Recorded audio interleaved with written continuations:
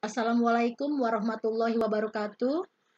Hari ini kita kembali dalam mata kuliah akuntansi keuangan lanjutan dalam pertemuan keempat dengan materi likuidasi persekutuan bagian pertama. Terlebih dahulu kita membahas definisi dari likuidasi. Apa sih definisi dari likuidasi?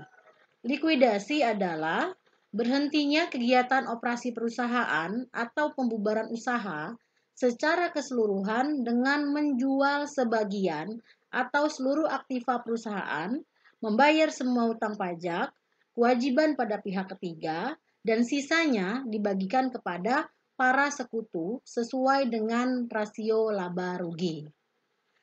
Berhentinya persekutuan sebagai bisnis mencakup penghentian aktivitas bisnis persekutuan yang disebut entitas likuidasi persekutuan. Selanjutnya, bagaimana dengan proses likuidasi? Secara umum dijelaskan mengenai proses likuidasi dapat diasumsikan bahwa persekutuan mampu membayar hutang-hutangnya. Dengan kata lain, aktiva yang dimiliki melebihi kewajiban. Atau bisa juga diasumsikan bahwa semua sekutu memiliki bagian dalam aktiva bersih persekutuan. Tidak ada hutang yang berasal dari pinjaman kepada sekutu, dan seluruh aktiva dikonversikan menjadi kas sebelum kas didistribusikan kepada sekutu. Adapun aturan dalam mendistribusikan aktiva dalam likuidasi persekutuan dibuat bertingkat sesuai dengan prioritasnya. Yang pertama yaitu jumlah yang dipinjam dari kreditur yang bukan sekutu. Yang kedua, jumlah yang dipinjam dari sekutu selain untuk modal dan laba. Yang ketiga, jumlah yang harus diberikan kepada sekutu sesuai kepemilikannya. Seluruh saldo laba atau rugi juga prefer harus ditutup ke perkiraan modal sebelum didistribusikan kepada para sekutu.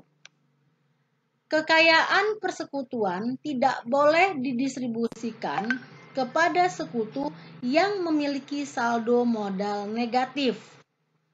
Maka dari itu, saldo pinjaman sekutu harus ditutup dengan saldo modal untuk menentukan jumlah yang dibagikan kepada sekutu. Lalu bagaimana sih cara pembagian kas pada saat likuidasi? Cara pembagian kas saat likuidasi dapat dibedakan menjadi dua jenis. Yang pertama yaitu likuidasi sekaligus atau sederhana, yaitu likuidasi yang pembagian kasnya dilakukan serentak karena realisasi non-aktivanya sekaligus.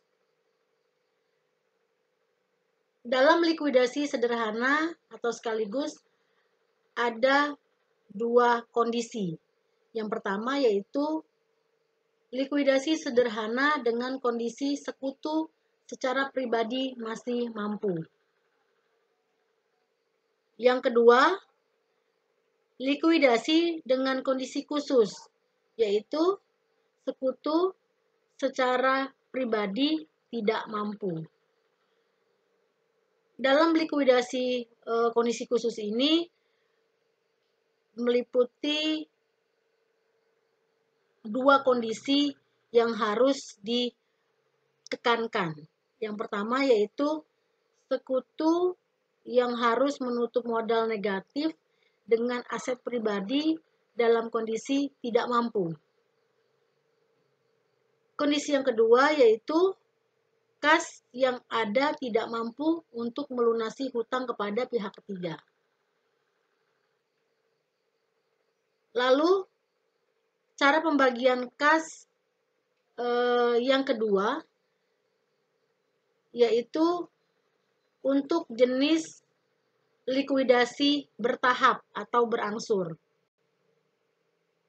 yaitu likuidasi yang nilai realisasi non-kasnya diketahui secara bertahap, sehingga realisasinya juga dilakukan secara berangsur.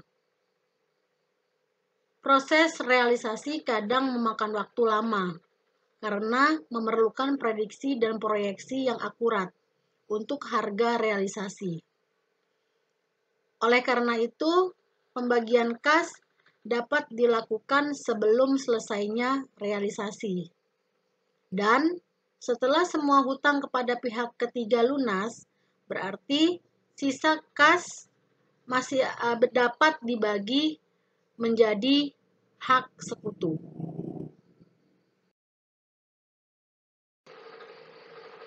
Demikianlah tambahan materi untuk pertemuan keempat mengenai likuidasi persekutuan. Lalu untuk contoh soal bisa Anda buka link berikut ini. Terima kasih. Wassalamualaikum warahmatullahi wabarakatuh.